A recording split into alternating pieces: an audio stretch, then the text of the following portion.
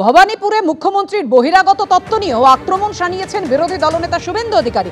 তিনি বলছেন, রাজস্থান, গুজরাট, ঝাড়খণ্ডের লোককে বহিরাগত বলছেন মুখ্যমন্ত্রী, এরা সবাই ভারতীয়। কি বললেন দেখুন।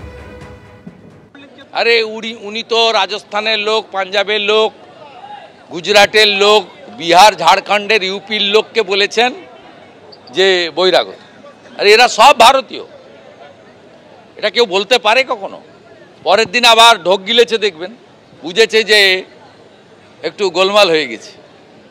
বাঙালি ভাষী বাঙালি, হিন্দি ভাষী বাংলায় থাকা, এই যে ভাগ করার রাজনীতি উনার আছে, এবারে কেউ ফাঁদে পড়বে না।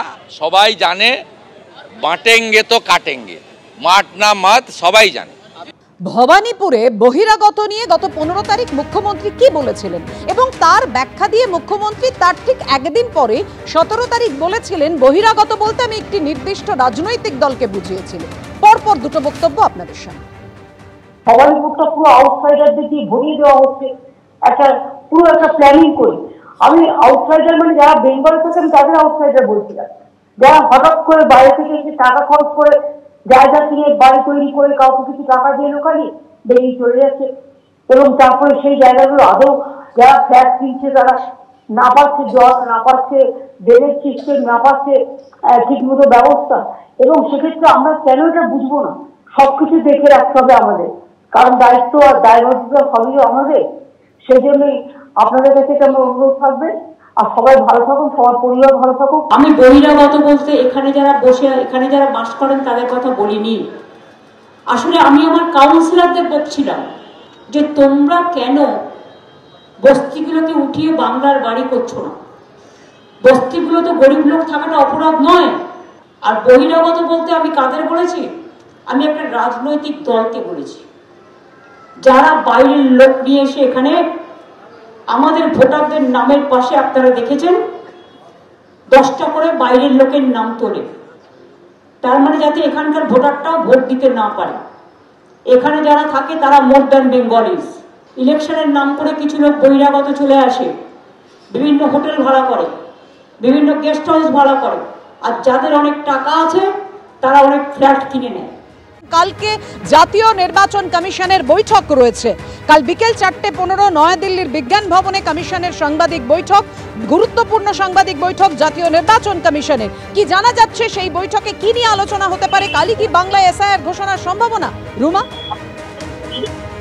দেখো, জানিয়ে রাখি, নির্বাচন কমিশন আগেই বলে দিয়েছিল যে সাংবাদিক বৈঠকের মাধ্যমে কিন্তু তারা এসআইআর ঘোষণা করবেন। কালকে যেহেতু 4:15 নাগাদ এই সাংবাদিক সম্মেলন হতে চলেছে দিল্লিতে, এবং তারপরে কিন্তু এসআইআর ঘোষণা হয়ে যাচ্ছে। বাংলাতে তো বটেই, এবং অন্যান্য রাজ্যেও হবে।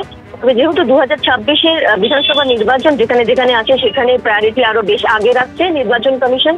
অন্যদিকে বেশ কিছু জায়গায় অন্য নির্বাচন রয়েছে, যেমন পঞ্চায়েত নির্বাচন, লোকাল বডির নির্বাচন রয়েছে বেশ কিছু রাজ্যে। সেক্ষেত্রে সেই বিষয়টা মাথায় রেখেই কিন্তু নির্বাচন কমিশন সারা দেশ জুড়ে কিন্তু এসআইআর ঘোষণা করার পরিকল্পনা করেছে। তবে বাংলা আগেই জানানো হয়েছিল যে বাংলায় যে এসআইআর হতে চলেছে, এবং যেহেতু অক্টোবরের মধ্যেই ঘোষণা হবে সেটা কিন্তু পরিষ্কার হয়ে গিয়েছে।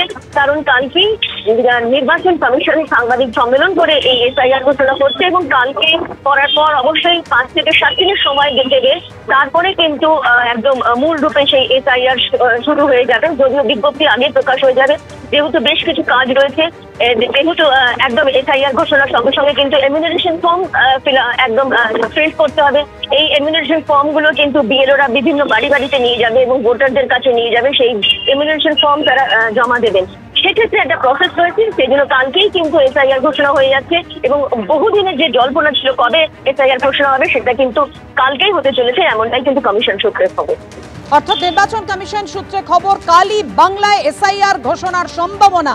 কাল নির্বাচন কমিশন যে গুরুত্বপূর্ণ বৈঠক করতে চলেছে বিকেল 4:15, এবং সেই বৈঠকেই ঘোষণা করবেন কিনা অবশ্যই সময়ের অপেক্ষা, আমাদের নজর থাকবে সেই দিকে।